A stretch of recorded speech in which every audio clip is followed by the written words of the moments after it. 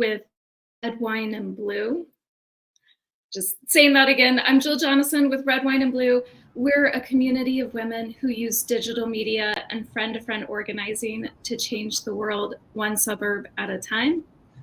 We tried really hard, this past election, and it didn't really go the way we thought it would, but you know what? We get ourselves back up and we keep moving forward. So I will be hosting this conversation with Joe Carducci, as always, also known as JoJo from JERS, and we are talking to Skye Perryman from Democracy Forward, which is really a great name. That I think that's what we all want to do, move this democracy forward. Also from Moms for a Fair Court. So we'll talk about that as well. So Skye, welcome. Thank you for joining us. And just, if you could just start telling us a little bit about you and the work that you do. Sure. Well, I'm a mom and a lawyer, and I'm the president and CEO of an organization, Democracy Forward. We've been able to work with you all in so many communities and so appreciate it. You can learn more about our work online, but we were started in the wake of the 2016 election, when in the early days of the prior Trump administration, we started seeing just a range of threats to people and communities that needed legal challenges and legal responses. And so Democracy Forward went to work, and we got some of the best lawyers in the country. We took the Trump administration to court more than 100 times. And we blocked a lot of these policies, a lot of things that people thought were the die was cast and there was nothing that could be done. We were able to change the world. And we did it alongside of communities like the one at Red Wine and Blue, and teachers and parents and communities, because elections matter and they're very important. And it's important that our elected leaders be able to do what the people want them to do, but they can't violate the Constitution.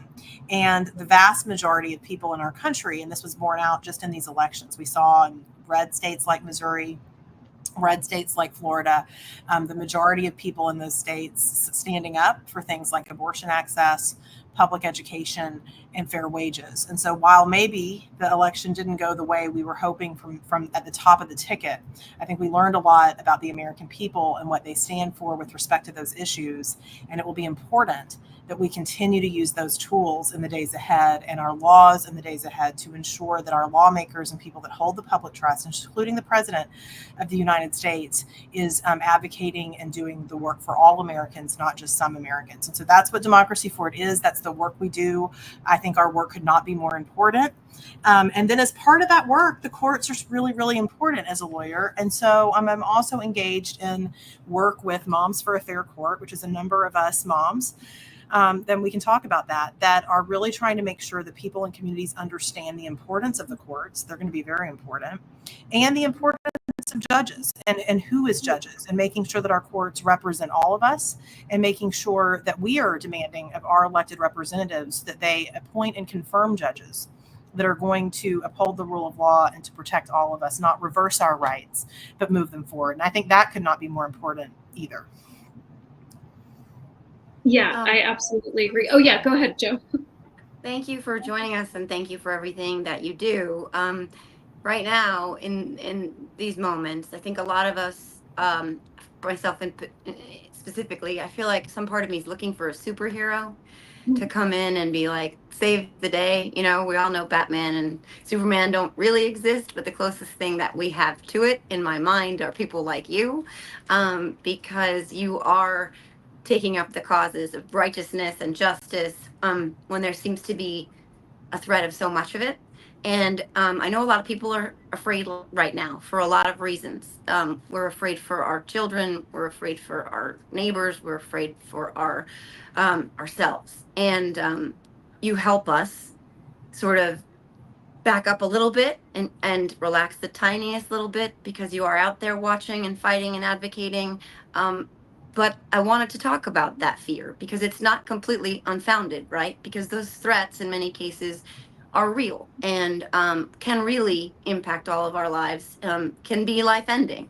So some of those threats have been outlined, many, in Project 2025, which didn't seem in the final closing days of the election to kind of resonate for some reason anymore, or people just weren't hearing what we were trying to sound the alarm on. But they could potentially be coming.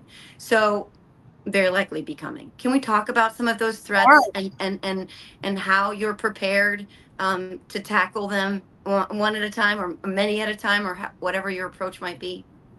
Yes, sure. Well, let me first of all say you guys are really the superheroes to me, because what our work has borne out is that the American people will come together, and that we can build a better future, but that it takes all of us doing it. And so we say all the time, you don't need to be a lawyer or a politician to be out there defending our democracy. Democracy is defended at the kitchen table, and that's what you all do every day. And the strength of the communities that you're supporting. I mean, I do think we need to, even though people are devastated, really take stock of what has happened in these states. When you start seeing states like Missouri, I've worked on abortion rights in Missouri a long time.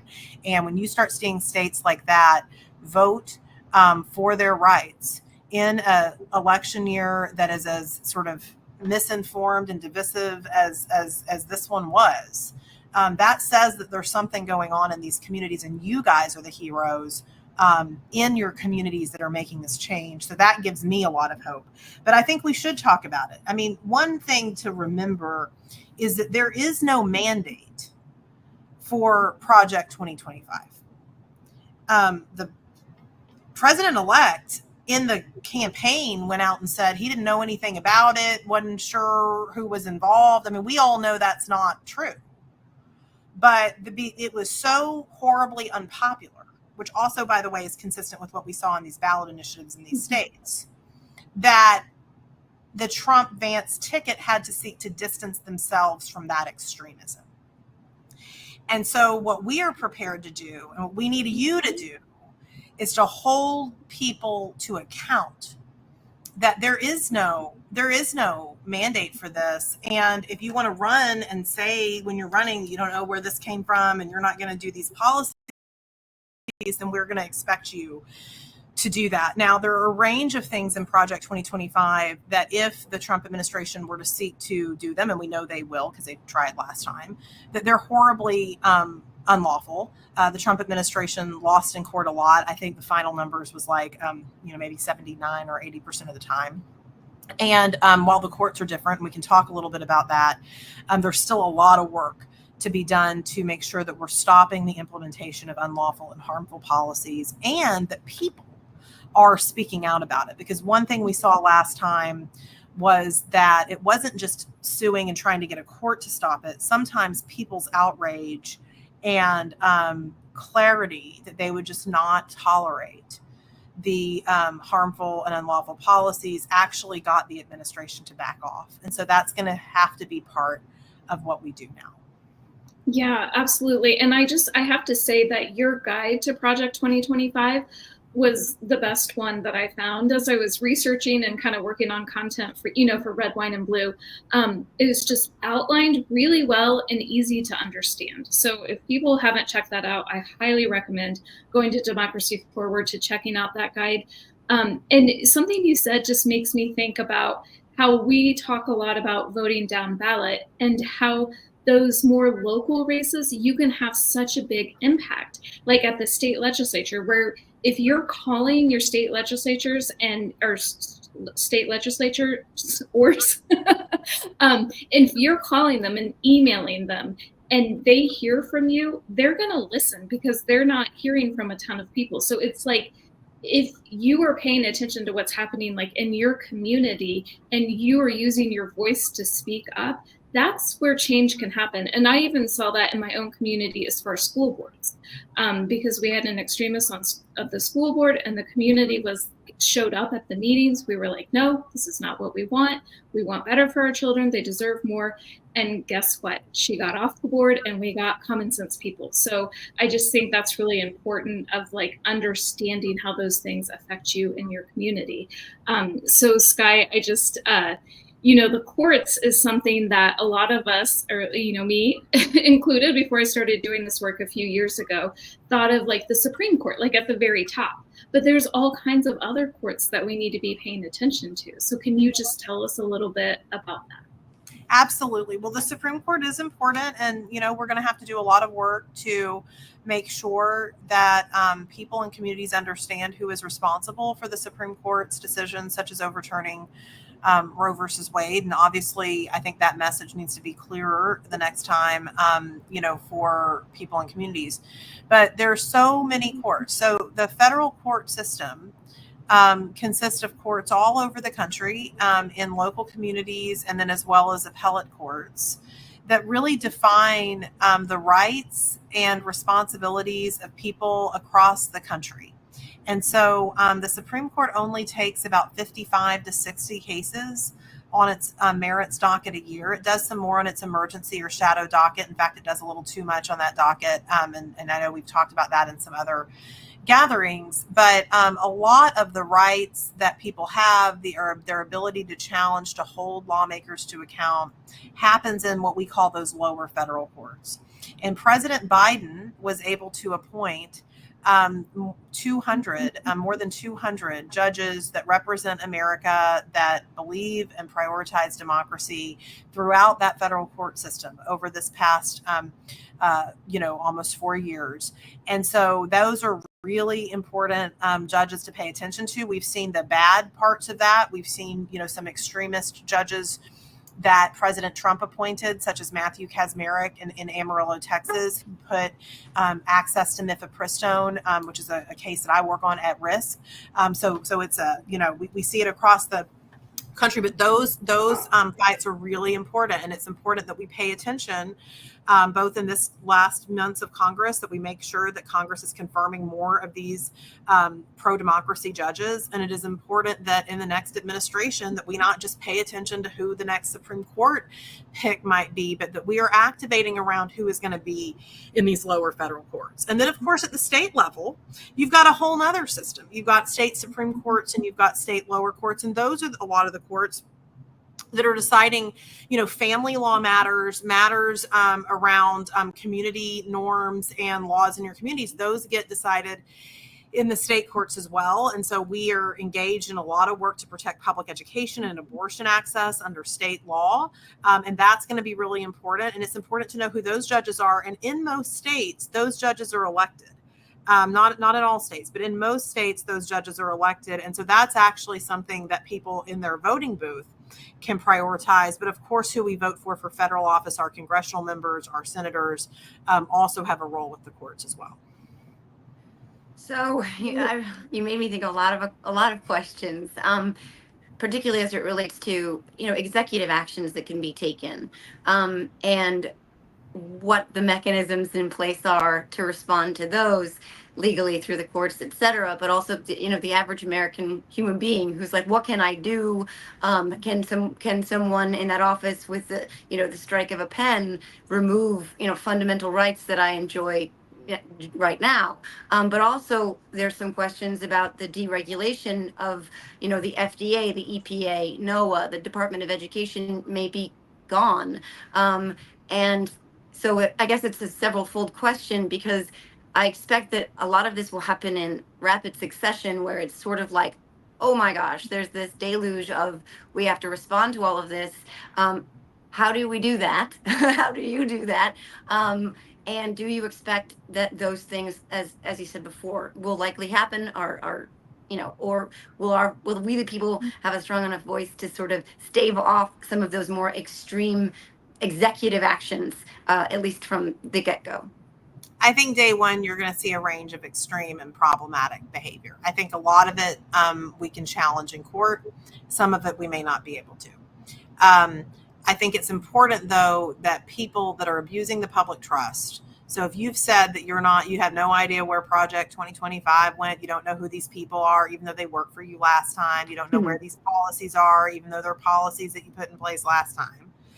The people need to be able to be loud and make their voices heard, and make sure that their members of Congress understand how upset they are, and to pressure those levers. All the tools our democracy and our Constitution provides, which is using your voice. And I will also tell you that there's a broad and robust legal community that is prepared to go to court to challenge what needs to be challenged in court. But it's important that people not think that the courts are just going to rush in and save them. They're a piece of the work that needs to be done, but it is we the people that are going to have to use the tools that our democracy provides. And so that is making sure that your local congressman, I don't care if they're in a political party you like or not, that they know that you're disturbed about the following 3 things that the president has done and what is their position and why aren't they stopping it, right? Because they have to hear what you are thinking. They are accountable to you on a 2-year basis, your members of Congress, and of course your senators on a 6-year basis. But that is very important, and do not underestimate the power that we have seen that has had even in these more problematic administrations. And so I think that it's going to be really important if for people in communities that may have made a choice for this president because they somehow believed that he really wasn't going to do Project 2025, people need to be making that their voices heard then, that they were misled, if that is the path that this administration chooses to go down, which we have no reason to believe it's not going to be. And Skye, just to take it a little more personal, Joe and I are both moms, and we know that you're a mom, and that motivates a lot of the work that we do. I have a 15-year-old daughter, a 13-year-old son, and I'm feeling a little scared about their future and just wanting to do what I can to protect it. So I'm just curious, from your perspective as a mom and the work that you do, how are you feeling right now?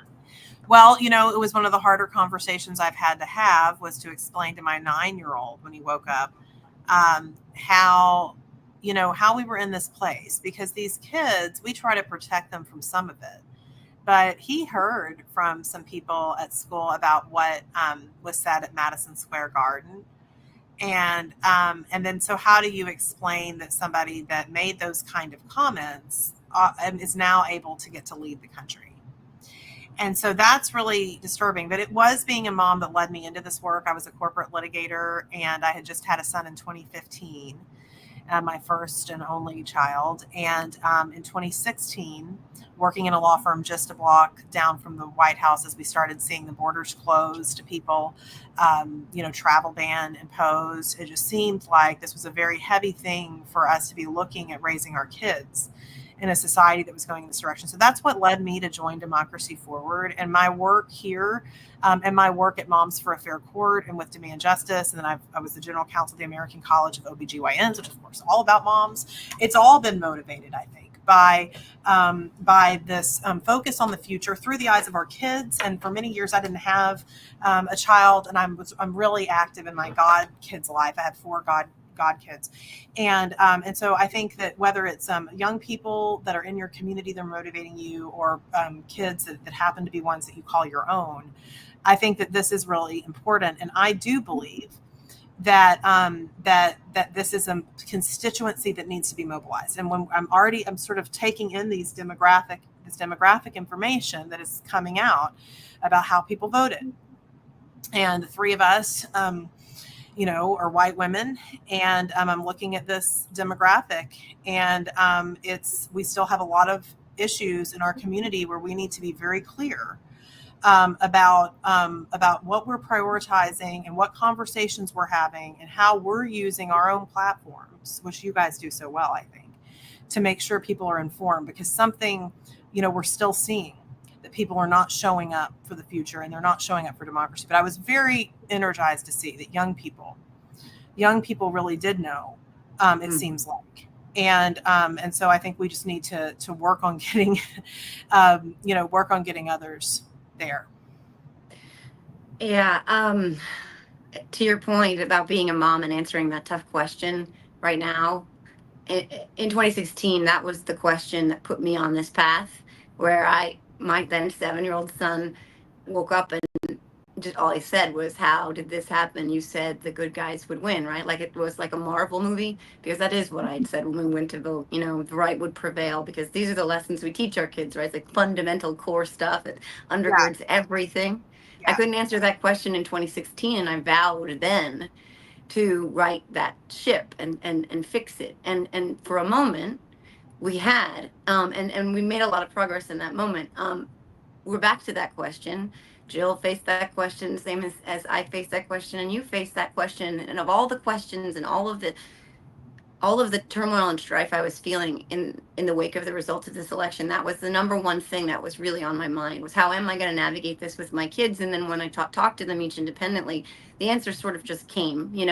I knew to reassure them without lying to them at the same time. But to reassure them in knowing who they were, knowing who I am, knowing who loves them, and knowing that it's not the end of anything, right? What happens today is not the end of anything, but maybe just the beginning of the fight for tomorrow. And sort of framing it that way helped me, but also helped them kind of navigate the darkness of it. But something you say on your website that really resonated with me is our current crisis, and this is, I think, the old crisis that was 2016. I'm not even sure it applies to this one, but it does, right? It was a soothsayer kind of stuff. Is our current crisis is a catalyst for change. And when you frame it that way, it's like that's where you channel your power. And that's kind of what I was telling my kids, that I haven't read those words yet, but that's what you do. And that's what we try to do here too. It's dark right now. It feels very dark, but as Kamala said yesterday, that's when you can see the most stars and they shine the brightest. So this current crisis being a catalyst for change. Can you talk about that a little bit? Well, I think it is. One, I do want to say what we learned about the American people in the ballot initiatives that were on the ballot is the data that we have long known, that your work bears out, that my work bears out, that we've seen forever, we started seeing play out in earnest after Dobbs, but the data has always been there, is the vast majority of people on lots of these issues, including issues where there may be different personal preferences, have an understanding and a view about where they want government. Now, I don't know what happened, have some speculation on the top of the ticket and all of that, but I think that this crisis, if Dobbs wouldn't have happened, we wouldn't have seen people in Missouri vote the way they just voted for abortion access. And now we've seen the majority of people in Florida vote for something they don't get, because that state has a democracy problem in requiring the 60%. So I think that that what we are going to face now is a true crisis. It's going to require a lot of courage. It's going to require a lot of community and courage. We can do that together, but it really can be a catalyst for change. And I think one thing we've got to contend with is that some of these issues are democracy issues. Why can't all states put these issues on the ballot? How is it that candidates are able to wheel and deal in misinformation and disinformation and there's not a check? We have some broad structural problems. How is it that we have a Supreme Court right now that is rolling back the rights of people, not protecting it consistently? Those are things that there are tools in this country to combat. We have all the tools, we have all the tools we need, our Constitution, our democracy, we have the tools within ourselves, but we're going to have to find the courage to use them in ways that I think, are not always comfortable for people. So we're going to have to find our courage and our community and use this as a catalyst for change. And I think, to some degree, be willing to be uncomfortable with the work that's going to be required.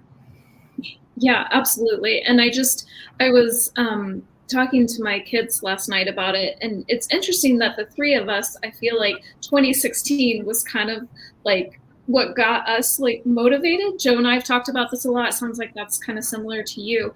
And then I definitely saw a wave of women being activated after the fall of Roe. Like it was like this big wave in 2016, this wave after that. And now I feel like there might be another wave. So I feel like we're built, like we are not, I don't feel like, I know we are building something. We are building that momentum. The more of us that wake up and come together, and work together, we're going to move this thing forward. It's just going to take a little longer than I had thought, which makes me sad, but it's not going to stop me. There's work that can be done. And, I'll commit to you guys, we should, I can come back and we can update you on the work that lawyers and folks that are focused on the courts are going to be doing.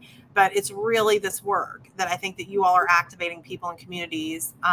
This work, democracy is a kitchen table issue. It is. We just need more people to be sort of activated around the kitchen table. So. Yeah, absolutely.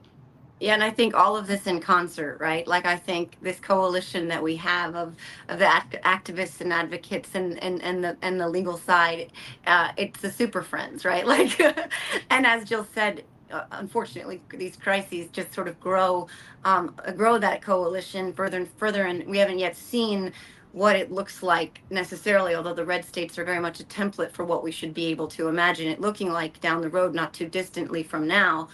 So we haven't yet seen a lot of women who went, uh-oh, you didn't tell me, I didn't. And we're like, yeah, but we did. And then they're like, okay, but now I get it. Now I know it's late to the party, but now let's do it. And I think that is the key, right, to building the vibrant democracy that works for all the people that you talk about so often. And I think it is, again, it is dark right now, and it feels it's going to be a struggle, but the only way through struggle is to walk through it, right? The only way to get out of it is to walk through it, and you're not walking alone. None of us are walking alone. And I'm gonna cry. Thank you.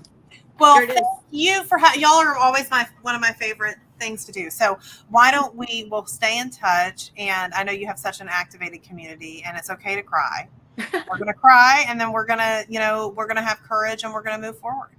That's right. Cry, gather your courage, move forward, cry again, rinse and repeat. We got that. Absolutely. All right. Well, thank you, Skye. Thank you, everybody, for joining. Thanks so much. Thank you so much.